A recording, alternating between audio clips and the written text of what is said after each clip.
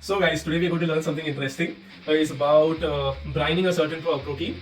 Brining is a process is where you are trying to tenderize the meat. You're trying to even get flavors out, and even get the flavors into the protein, which really helps at the later stage. It also depends on what type of brining you are doing and what all ingredients are you adding in this brine, which will help the certain protein to get its own flavors and color.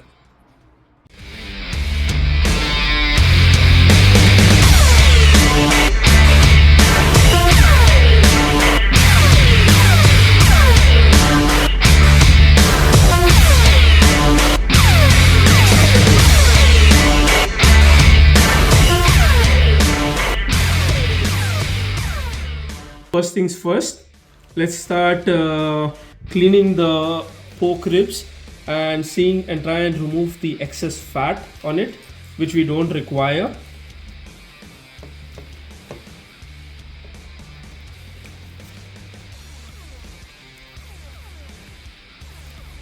So I don't like the entire pork ribs to be removed entirely with all the fat, so I like to keep some of the fat on it, which keeps the ribs really good and really moist. So the entire ribs are going to be marinated into a brine, and it's going to be kept overnight for almost 24 hours in this entire brine. And there are very interesting flavors which are going to be added into this brine. The next ingredient which is going to go is star anise, which plays an important role in the pork as it gives a really good flavor to it. The next is whole peppercorns, which is going to give a nice spicy punch to it. The next ingredient is fennel, which is even called as soph. The next ingredient is, for giving a little bit of zest to it, is lemon peels and some crushed garlic, which is going to go. Last but not the least, my all-time favorite, the freshly brewed coffee, which is going to be added to that.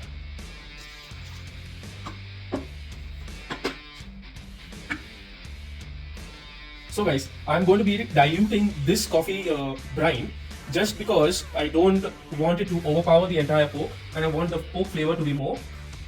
So here goes some water, and with water I'm going to be adding a bit of salt to it. And this is the entire brine. How does it's going to be looking at the end. Make sure that the entire pork is covered in the entire brine and left overnight, so that it gets all the flavors of all the elements in it